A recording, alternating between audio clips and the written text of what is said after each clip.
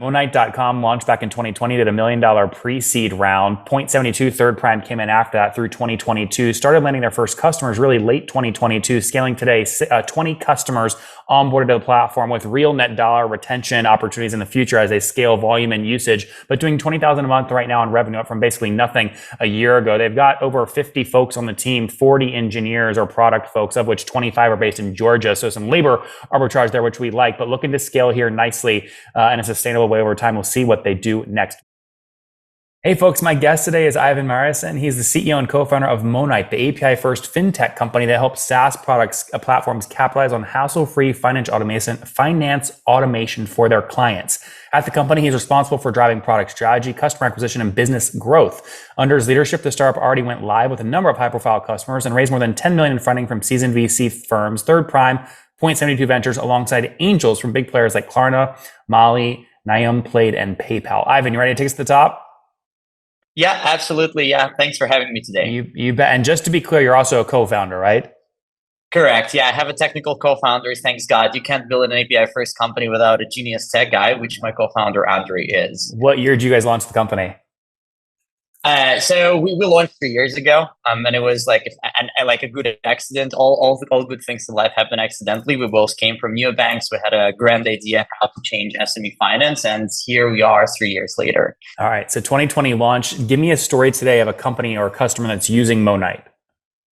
Yeah, absolutely. So I think just to give you a perspective, we typically serve B2B platforms that have a few thousand of SME users at least. Right. And for example, the biggest customer we signed so far is actually Capital and Tap. I'm a credit card provider for SMEs in the UK, and they already have all this like 300 SME customers. And so what they're doing is they're saying, look, these guys are already using our credit cards, but they could do more finance processes with us. So let's, for example, help them pay suppliers more efficiently. And this is how they basically become a Bill.com-like provider for their clients. And all of this functionality for payables automation is provided by Monite API, while Capital and Tap has full control over their interface, how it looks, how it works for specific segments of users. So we sort of like give them all the functionality and they make sure it's a perfect fit for their user. And with that, they earn more per customer, they get more transaction volume. And of course, this means that their user base is a lot more engaged and sort of more locked in than before.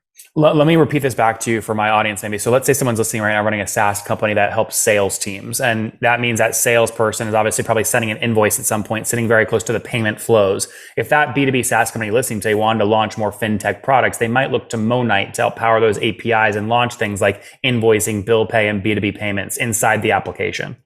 That's exactly right. Like, so theoretically, you could just like embed invoice issuance into your CRM system so that the salesperson can one click send the invoice, monitor its paid status, et cetera, et cetera. Or you could like take an SME neobank and give its users a super app capability where they can manage invoices and payables and expenses all in one place. So if anything, we give people the capability and they can play it in many different ways. And so with this product suite and product set, what is the average customer paying you today to use this API tool?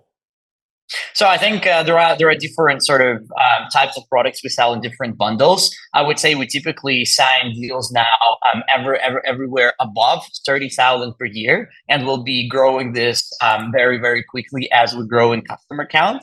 And obviously the value of those deals are in hundreds of thousands. But what we do is we basically give people an easy way to start, yet the way to start that justifies integration cost on our side and locks them in for at least 12 months of usage, which is our minimal commitment. Okay. When you look at your current customer base, so would you say it's fair to say on average those contracts are called $30K per year contracts for some number of API calls?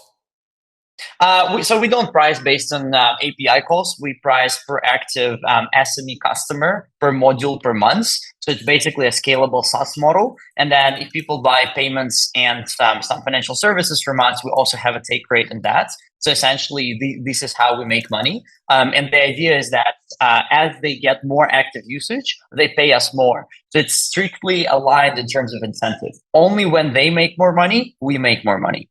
Explain to me how the take rate works. If I'm a B2B SaaS company, I use Monite to power in-app invoicing, and it invoices for $100, it gets paid. How much is Monite going to take for that?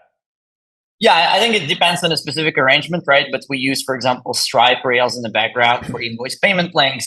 And then there is basically the cost of acquiring money on the cards. So depending on specifics of like which card it is, etc., our take rate could be like 0, it could be negative, it could be a few percentage points. The most important thing is that we give a fixed take rate to our partners. So for example, we would give them payment for whatever, like 2.6% blended rates, and they would say to their client, look, it costs you 3% each payment, which is the market standard that QuickBooks charges, and then they would always earn 0.4. And so what we do is we fix their earnings, but our earnings really depend on how much a transaction costs, and we run our own risk in that regard. Oh, what's going on there, YouTube? Good to see you guys. Now imagine this. You love watching these interviews with SaaS founders, but imagine if we took all of the valuation data out from over 2,807 interviews I've done manually. Saves you a lot of time. Well, we've done this. We've built it into the beautiful interface inside of FounderPath. Check this out. I'll show you how you can access this in a second, but you log in, you connect your Stripe account, you see your valuation real time, you can see what it changed over the past 88 days, and even set goals for valuation this year. Now, the secret to valuation is there's many different ways to value a SaaS business. So the reason you're going to see 3 or 4 different valuations inside of your FounderPath dashboard, this is all free by the way, is because depending on who's doing the buying of your SaaS company, you're going to get a different valuation. A VC is going to pay a different valuation. Private equity firm is different. If you're going to do a minority sale, that's different. And if you sell the whole business, that's a different valuation. You can see all those when I hover over here. Right, so the teal is what a VC would pay, yellow is what private equity, and red is if you sold the whole thing outright. Now, what's cool about this is not built off random data. Again, you guys hear these interviews on YouTube. All these data are built from real-time valuation data points founders share with us on the show. So traction, 1.2 million, seed round, 3.7 raise, they sold 22% of their business. Go in here and filter by the event.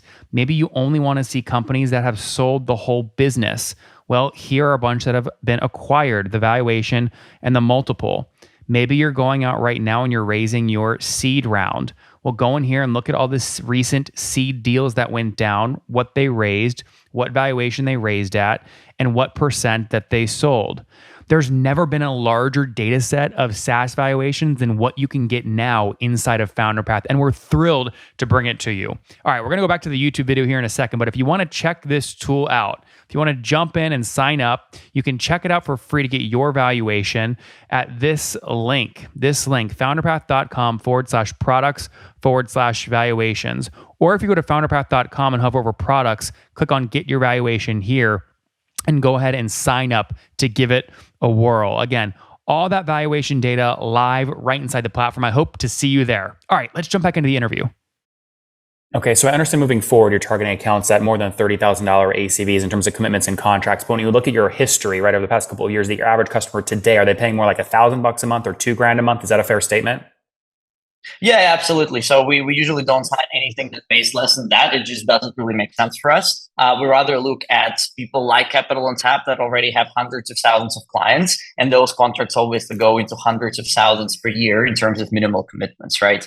So that those are the perfect customers we're targeting. Yet we make the entry easy for smaller platforms or starting or guys who are just starting up. We just are aware that the cost of building this is in the millions. So what we ask them to pay as a minimal commitment is negligible, even if you compare it to a price of a single developer per year. Okay, so it is fair to say you have active customers today paying more than $100,000 per year.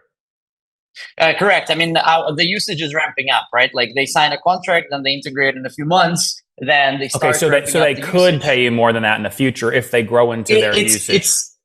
So it's a little bit more like we sign a contract, let's say 50 grand a year. And this contract has a start date. For example, the start date could be 1st September 2023. So since that date, they will be paying 50,000 divided by 12 every single month, no matter if they use it or not, according to contract. We hope that they use it very actively and they pay us not 50 grand, but 250 grand because they have so much excessive usage. And this is why our product is not purely technical. We'll also have a lot of support on product marketing, on UX, UI, and on product activation, because this is how we make money per active user.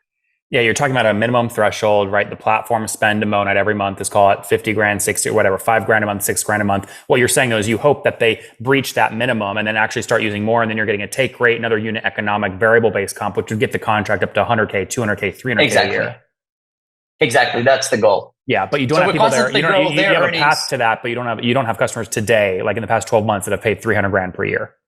Not yet, no. Yeah, We're still fresh in the market, so it takes time to roll it out. That makes sense. That makes sense. Okay, cool. That context was helpful. Thanks for giving that. So you get going in 2020. Help me understand how you guys capitalize the business. You bootstrapped or raised capital?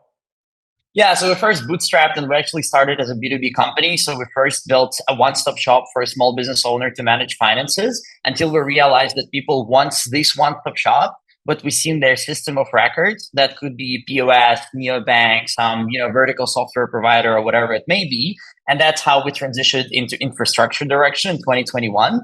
And then we raised pre-seed first for B2B direction, which was around $1 million. And then we raised a larger seed round in two portions, 5 and 5 in 21 and 22. And so our total seed was $10 million, led by Point72 Ventures and Third Prime. And the last portion of seed came in December 2022. Why'd you split it up?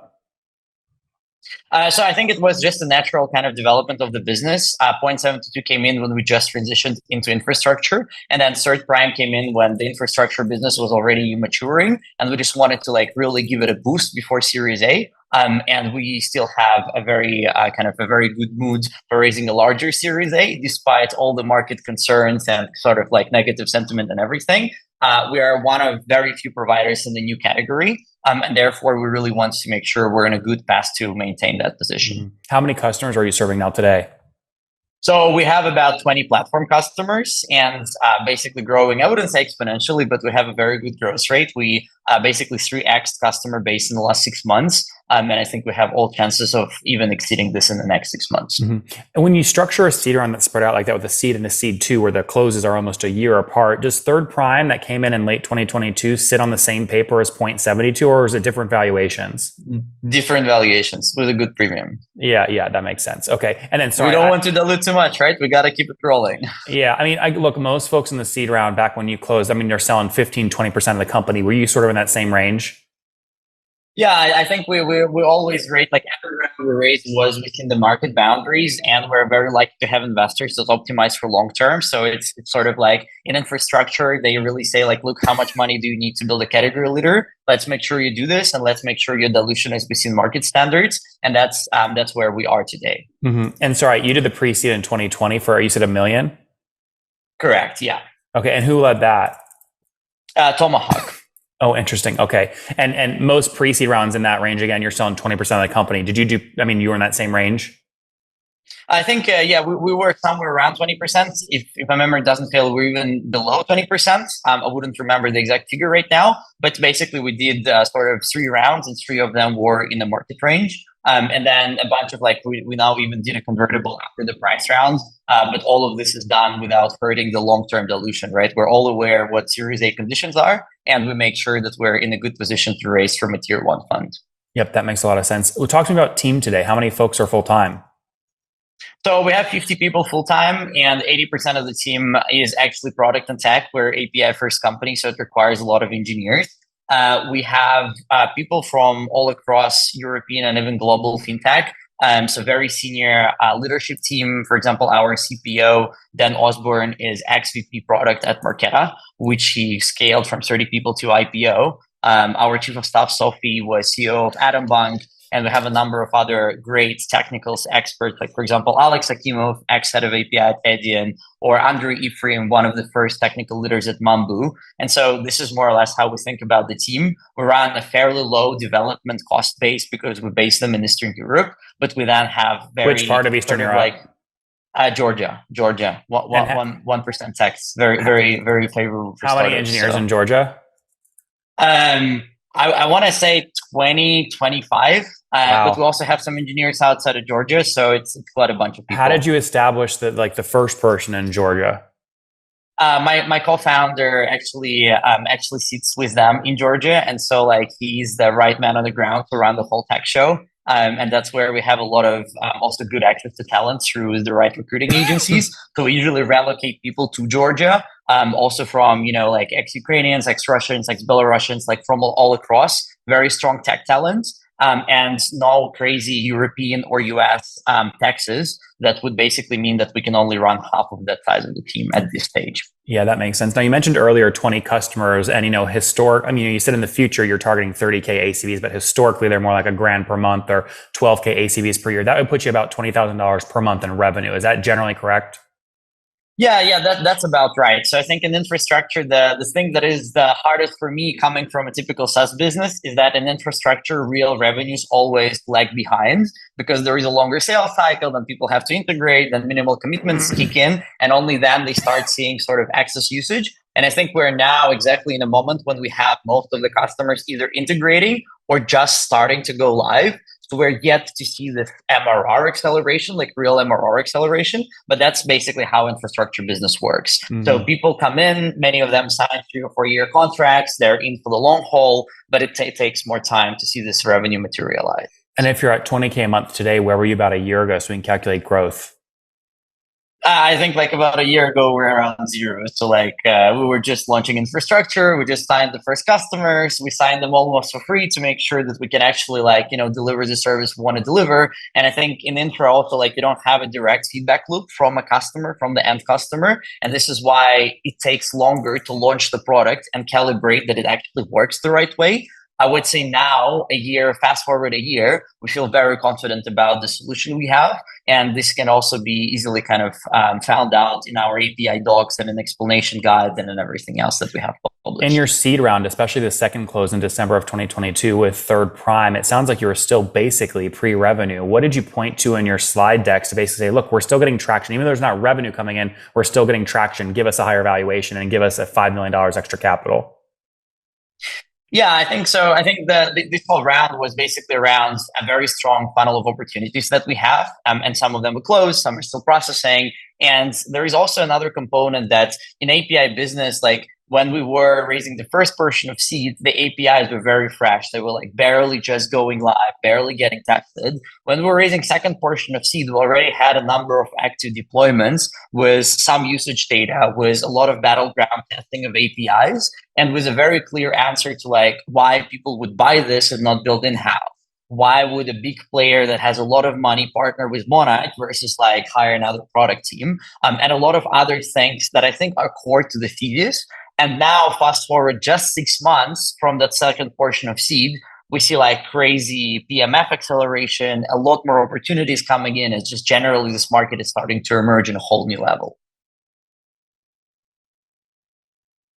Yeah, that makes sense. I'm just curious how you're on a path with 50 full-time employees. I understand some are in Georgia, but you're doing 20 grand a month in revenue. It means you're burning a lot of money per month. You have to either grow in and go raise another big round to keep fueling that growth, or eventually cut back and make sure you can be sustainable for a long period of time without raising an additional equity round. Where's your head at today? Yeah, I think it's our game is rather aggressive and opportunity driven. I think it's a very simple explanation here, right? If you look at the amount of funding any invoicing or accounts payable provider that does B2B raised in order to build a solution, you can clearly see that these numbers are at least in the tens of millions. There's plenty. I can name 5 companies that are bootstrapped with more than $1 billion deployed on their platform and their API rails that are bootstrapped in this space. I just want to point that out. It's not required to raise money, in my opinion, for infrastructure plays like this. No, I fully agree. I think maybe people found a way to do this, right? For us, what we see is that there is no real MVP in this market. If people come to us and say, hey, I want to be a build.com for my clients, I can't give them a scrappy little solution that doesn't really work. I have to give them something a lot more ready. And it actually takes a lot of effort and time to build, which is one of the main reasons that people come to us and not build in-house, because it does take millions to build this. Now, once you build this, you can capitalize on this very, very efficiently. And I think for us, there is a higher upfront investment, but good news is that we don't need to grow the team so much at Series A. We don't need to keep kind of investing exponentially large volumes in order to monetize. It's actually the opposite. We invest a lot upfront, and then this machine can run very smoothly with very little marginal investment on top, and scale internationally across markets. How much would you say you've invested so far? Money you've actually spent? So I think we are still pretty good in cash. We don't disclose exact numbers, but we're definitely above 12 months runway. And Well, I'm I not think asking about runway. while, I mean, you say you have to invest a lot up front to build something like this, right? That would be a good reason for a okay, customer yeah. to pay you instead. So, I'm just curious how much you think you've spent. $5 million so far investing in the product. 2 million. What do you think it is? I think a bit over five, a Okay, bit over five for sure. Yeah.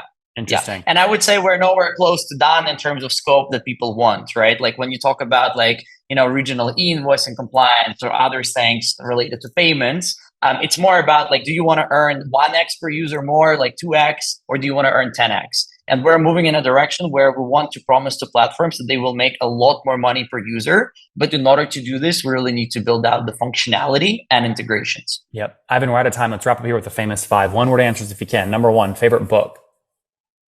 What you do is who you are. Number two, is there a CEO you're following or studying? I'm following Elon Musk. I'm a big fan of some things and not a big fan of others, but I like the example. Number three, what's your favorite online tool for building Monite? Notion. Number four, how many hours of sleep do you get every night? At least 8.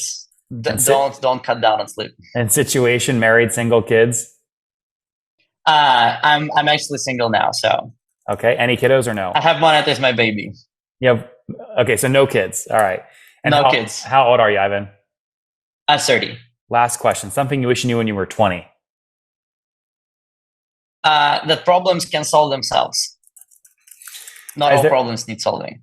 Guys, there you have it. Monite.com launched back in 2020, did $1 million pre-seed round. 0.72 third prime came in after that through 2022. Started landing their first customers really late 2022. Scaling today, 20 customers onboarded to the platform with real net dollar retention opportunities in the future as they scale volume and usage. But doing $20,000 a month right now in revenue, up from basically nothing a year ago. They've got over 50 folks on the team, 40 engineers or product folks, of which 25 are based in Georgia. So some labor arbitrage there, which we like, but looking to scale here nicely in a sustainable way over time. We'll see what they do next. Ivan, thanks for taking us to the top.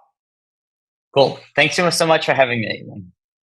One more thing before you go. We have a brand new show every Thursday at 1 p.m. Central. It's called Shark Tank for SaaS. We call it Deal or Bust. One founder comes on, 3 hungry buyers. They try and do a deal live, and the founder shares back-end dashboards, their expenses, their revenue, ARPU, CAC, LTV, you name it, they share it. And the buyers try and make a deal live. It is fun to watch every Thursday, 1 p.m. Central. Additionally, remember, these recorded founder interviews go live. We release them here on YouTube every day at 2 p.m. Central. To make sure you don't miss any of that, make sure you click the subscribe button below here on YouTube, the big red button, and then click the little bell notification to make sure you get notifications when we do go live. I wouldn't want you to miss breaking news in the SaaS world, whether it's an acquisition, a big fundraise, a big sale, a big profitability statement, or something else. I don't want you to miss it. Additionally, if you want to take this conversation deeper and further, we have by far the largest private Slack community for B2B SaaS founders. You want to get in there. We've probably talked about your tool if you're running a company or your firm if you're investing. You can go in there and quickly search and see what people are saying. Sign up for that at nathanlatka.com/Slack. In the meantime, I'm hanging out with you here on YouTube. I'll be in the comments for the next 30 minutes. Feel free to let me know what you thought about this episode. And if you enjoyed it, click the thumbs up. We get a lot of haters that are mad at how aggressive I am on these shows, but I do it so that we can all learn. We have to counter those people. We got to push them away. Click the thumbs up below to counter them and know that I appreciate your guys' support. All right, I'll be in the comments. See ya.